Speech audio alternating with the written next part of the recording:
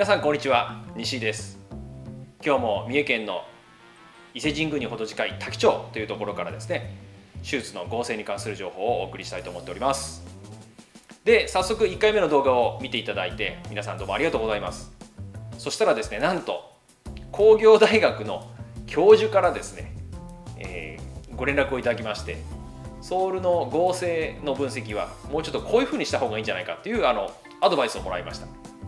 で、いろいろこう調べていくとですね、どうもそっちの方がやはり良さそうなので、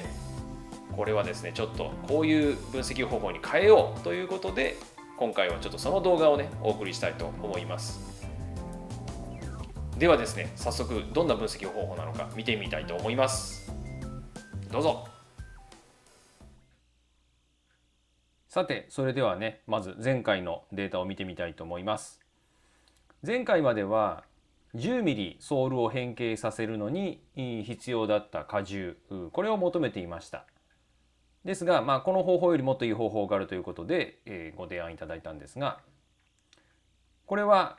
RC910 回分測定した時のこの生データなんですけれども、これで言うと10ミリ変形するにはこの荷重だよねっていう、ざっくり言うとこういう求め方をしていたんですが、そうではなくって、求められた変異量、荷重から移動量の変化、それから荷重の変化を求めまして、そこからこの変異に対する合成、これを求めましょうということにしました。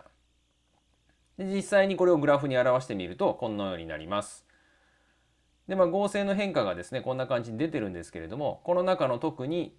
安定している部分、ここを計測区間と決めまして、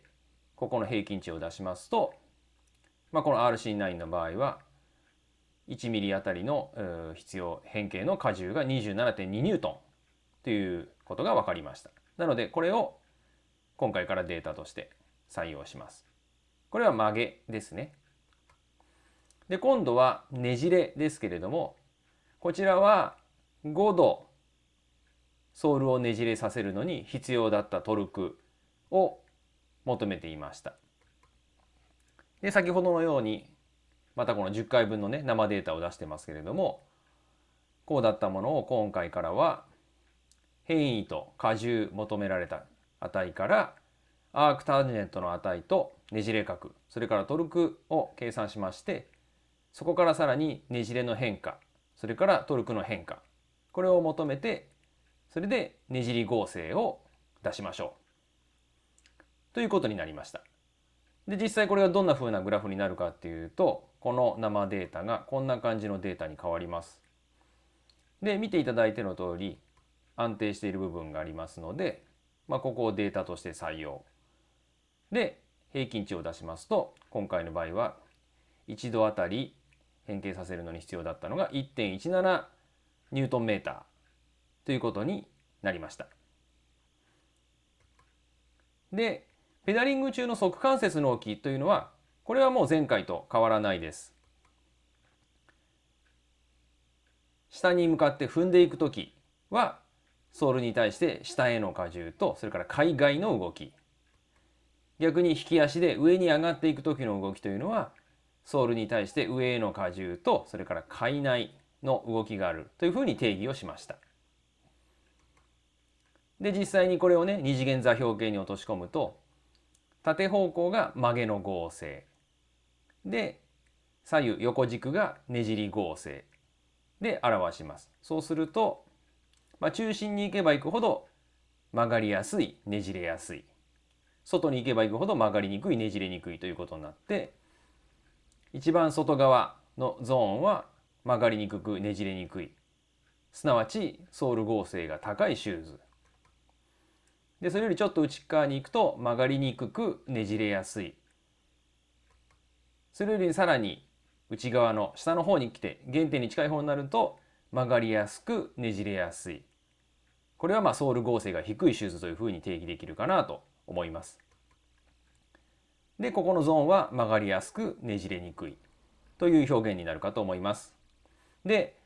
この二軸で表現してますので、第一象限、これは踏み足。そして第三象限に関してはここは引き足というふうに定義しましょうというふうに説明させていただいたのは、これは前回と同じです。で、実際に今回の RC9 のデータをもう一度計算し直しましたので、点を出してみました。で、黒い点はね、私が以前使っていたシューズ、このカーボンソールのシューズを出していますけれども、これも前回までのグラフと、ほとんど同じような形にはなったのかなとは思います。